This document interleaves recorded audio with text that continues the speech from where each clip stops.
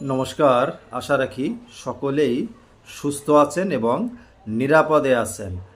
আপনারা জানেন 1970 সালে ডক্টর মোহাম্মদ ইউনূস অর্থাৎ বর্তমান অন্তর্বর্তীকালীন সরকারের প্রধান তিনি 1970 সালে তিনি বিবাহ করেছিলেন রাশিয়ান বংশোদ্ভূত আমেরিকার নাগরিক ভিরলি লাস্কিনকে।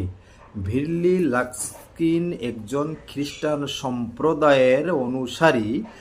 অনেক তথ্য বা অনেকের ধারণা এবং অনেকে বিভিন্ন জায়গা বক্তব্য দিয়েছেন যে যখন ডক্টর মোহাম্মদ ইউনূস সাহেব প্রথম বিবাহ করেন তখন তিনি যাকে বিবাহ করেন অর্থাৎ ভিরলি লাস্কিন ইউনূস সাহেবকে স্পষ্ট ভাষায় বলে দিয়েছিলেন তাকে বিবাহ করতে খ্রিস্টান ধর্ম গ্রহণ করতে হবে।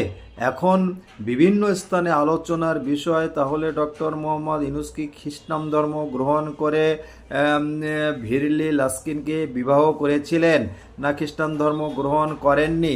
আর যদি খ্রিস্টান ধর্ম গ্রহণ করে থাকেন তাহলে কি খ্রিস্টান ধর্ম পরিবর্তন করে পরে কি আবার ইসলাম ধর্ম গ্রহণ করেছেন? আপনারা জানেন তাদের একটা মেয়ে আছে, যে মেয়ের নাম মনিকা। মনিকা কিন্তু খ্রিস্টান ধর্মের অনুসারী, খ্রিস্টান ধর্মের আদর্শই তিনি বড় হয়েছেন এবং তিনি খ্রিস্টান ধর্মে এখনও আছেন। আমরা সকলে জানি ডক্টর মোহাম্মদ ইউনূস বাংলাদেশের নাগরিক, বাংলাদেশের জন্মগ্রহণ করেছিলেন ইসলাম ধর্মে, ইসলাম ধর্মের অনুসারী।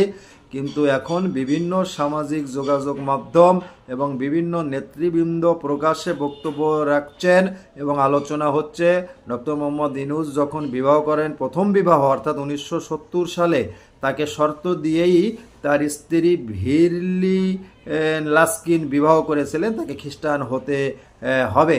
তাহলে কি খ্রিস্টান হয়ে বিবাহ করেছিলেন না খ্রিস্টান ধর্ম গ্রহণ করেননি?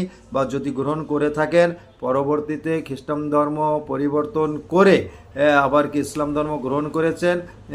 এটা আপনাদের জানা থাকলে আপনারা কমেন্টস করবেন, জানাবেন, তাহলে আমরা সকলে বিষয়টি স্পষ্ট হব। আপনারা সকলে জানেন তার দ্বিতীয় আরেকজন স্ত্রী আছে, অর্থাৎ দ্বিতীয় স্ত্রীর নাম হচ্ছে আফরোজি ইউনূস।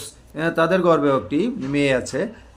আফরোজা ইউনূস সম্পর্কে আপনারা সকলে জানেন তিনি বাংলাদেশি এবং ইসলাম ধর্মের অনুসারী।